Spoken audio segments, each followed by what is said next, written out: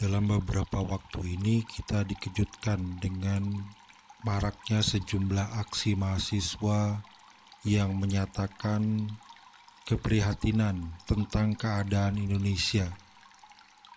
Mereka menyebutnya dengan Indonesia gelap. Saya nggak tahu kapan resminya istilah Indonesia gelap ini berkumandang di langit Indonesia. Namun menyimak beberapa pemberitaan yang mengisahkan tentang aksi-aksi mereka di sejumlah kota di wilayah Republik Indonesia, saya mencoba mencari tahu apa sih sebenarnya maksud dari Indonesia gelap ini. Sejarah Indonesia mencatat gerakan kaum muda selalu menjadi pengingat dan penyelamat bangsa ketika kita berhadapan dengan berbagai masalah berat. Kaum muda kembali menggemakan suara rakyat persis ketika lembaga perwakilan rakyat tidak menjalankan fungsinya sebagai penyeimbang kekuasaan dalam negara hukum. Setidaknya dalam 2 tahun ini muncul berbagai gerakan seperti reformasi di korupsi, mosi tidak percaya, peringatan darurat, hashtag kabur aja dulu, Indonesia gelap. Bahkan di sejumlah daerah saya lihat aksi Indonesia gelap ini sudah mengarah kepada tindakan-tindakan brutal. Terjadinya pembakaran, bentrokan, dan lain sebagainya. Kaum muda dan aspirasinya adalah aset bangsa. Karena secara demografi, kaum muda ini terdiri dari 70% dari populasi jumlah penduduk Indonesia saat ini. Mereka menyangga penduduk usia tua maupun yang lebih muda dalam ekonomi, pangan, kesehatan, pelestarian lingkungan, dan ketatanegaraan, serta menjaga terpeliharanya etika publik. Singkatnya, kaum muda ini menanggung kepastian masa depan Republik ini. Namun, saat ini mereka menghadapi masalah berlapis. Mereka diantaranya sulit untuk berkompetisi sehat dalam memperoleh pekerjaan yang layak sesuai kompetensinya. Hidup dari bahan makanan pokok impor karena rapuhnya ketahanan pangan. Kaum muda juga tidak berkesempatan memaksimalkan kemampuan menghasilkan sains, teknologi, dan pengetahuan sosial humaniora karena hambatan birokrasi universitas dan keterbatasan dana. Lebih luas lagi, kelompok miskin sukar mendapatkan keadilan karena lemahnya jaminan penegakan hukum.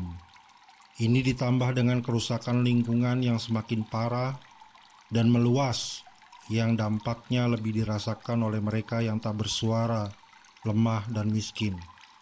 Masyarakat umum tercekam akibat kondisi tidak jelas dalam aspek-aspek hidup bernegara.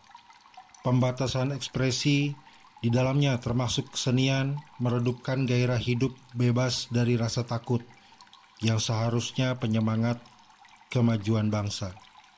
Kita juga mungkin mendengar apa yang terjadi pada grup band Sukatani yang menyuarakan kritik mereka terhadap perilaku aparat yang dinilai berlebihan, dan ini mencoreng citra kepolisian secara umum.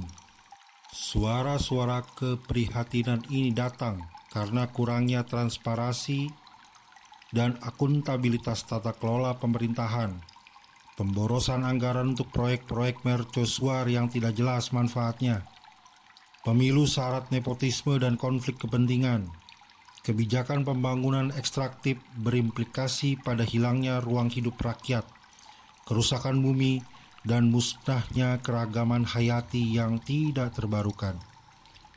Kemudian kebijakan yang cenderung instan, janji atas nama kepentingan rakyat yang tidak diwujudkan, utang yang terus menggelembung, dan pelemahan lembaga hukum hasil reformasi 98 seperti Mahkamah Konstitusi dan Komisi Pemberantasan Korupsi.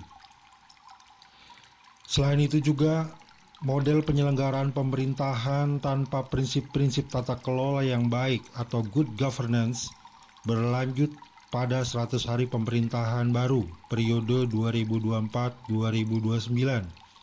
Berbagai program instan dijalankan tanpa persiapan dan studi kelayakan yang memadai. Akibatnya sejumlah program yang seharusnya dimanfaatkan untuk kepentingan rakyat malahan mengorbankan rakyat.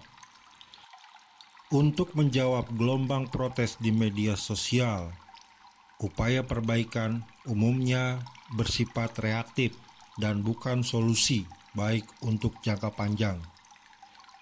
Demi kelancaran rencana yang menguatkan kuasa, pemerintah mengubah berbagai instrumen hukum. Dewan Perwakilan Rakyat menyetujui dan mengesahkan dalam tempo yang sesingkat-singkatnya. Sekali lagi, dalam tempo yang sesingkat-singkatnya. Ini berarti DPR tidak mengindahkan prinsip checks and balance, pemisahan kekuasaan negara sebagaimana amanat konstitusi, dan mekanisme kontrol lembaga-lembaga yang diperluas dan ditegakkan oleh Reformasi 98.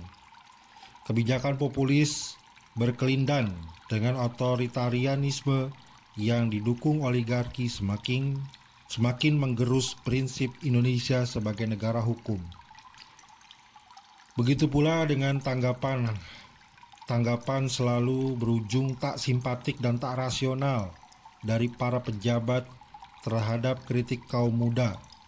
Ini menunjukkan gagalnya kepemimpinan yang mencerahkan, apalagi menjadi suri tauladan bagi rakyat segala lapisan. Jelas pula gagal memahami aspirasi luhur bangsa. Dalam aksi Indonesia Gelap ini, rakyat mendesak pemerintah untuk secara sungguh-sungguh memenuhi 13 butir tuntutan gerakan mahasiswa Indonesia yang disuarakan dalam aksi tersebut. Yang kedua, mendesak Dewan Perwakilan Rakyat bekerja sebagai pengontrol pemerintah. Artinya DPR harus mengindahkan mandat konstitusi sebagai penyeimbang eksekutif. Menghindari memberi tafsir menyesatkan dalam menjalankan fungsi legislasi, pengawasan dan penganggaran dengan sebenarnya. Agar kepercayaan publik, DPR dan pemerintah harus menjalankan tata kelola pemerintahan yang bersih, transparan, akuntabel, cerdas, dan kredibel.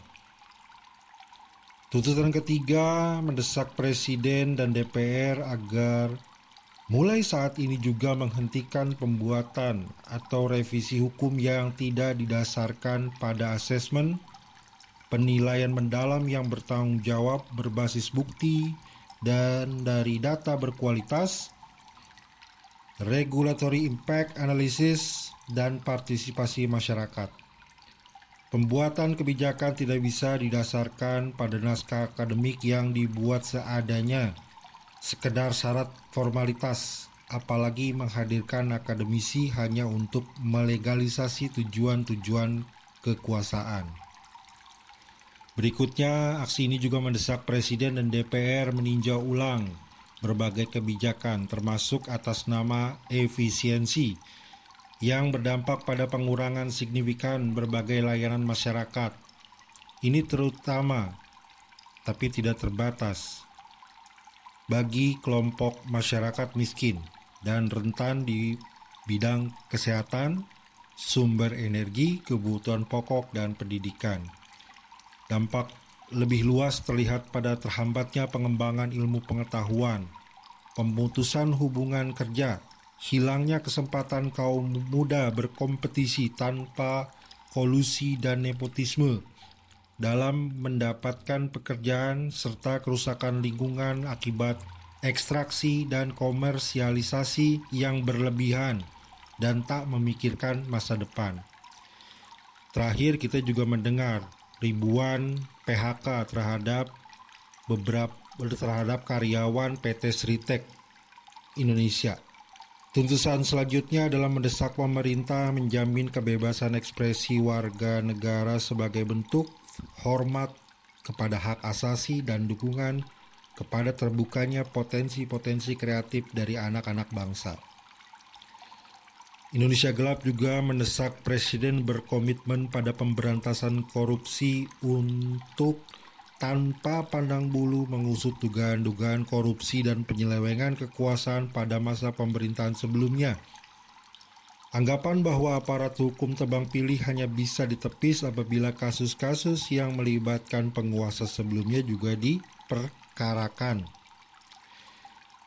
Karena kerusakan demokrasi telah terjadi, ketidakpastian hukum, korupsi merajalela, ekonomi memburuk, dan lingkungan telah rusak, maka pemerintah perlu secara jelas dan tegas menunjukkan kepada publik itikat serius dan langkah-langkah nyata dalam jangka pendek maupun panjang untuk memperbaiki keadaan di atas.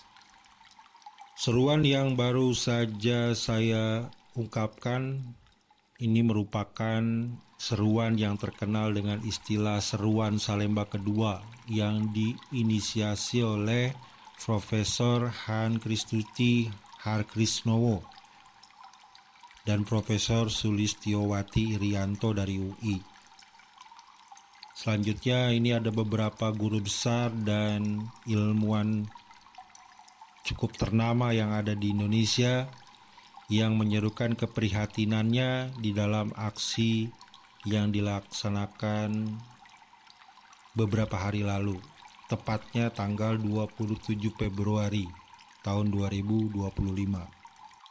Sebagai pribadi, saya juga miris melihat keadaan umumnya orang-orang Indonesia dewasa sekarang di tengah buramnya keadaan ekonomi dunia, ketidakpastian terhadap masa depan anak-anak muda, dan beberapa permasalahan-permasalahan teknis yang terus terjadi dari pemerintahan sebelumnya ke pemerintahan sekarang belum juga terselesaikan.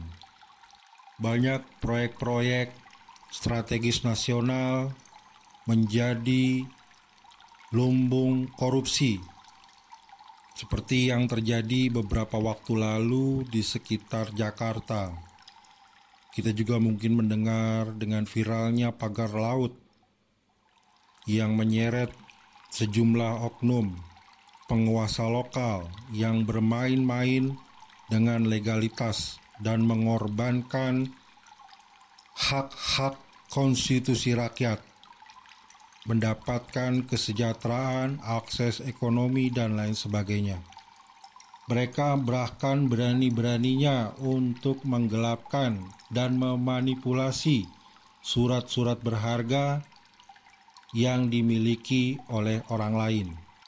Kita semua tentunya berharap ke depannya Indonesia ini memiliki suatu gambaran besar yang terang benderang, dan itu bisa dinikmati oleh seluruh rakyat Indonesia tanpa pandang bulu.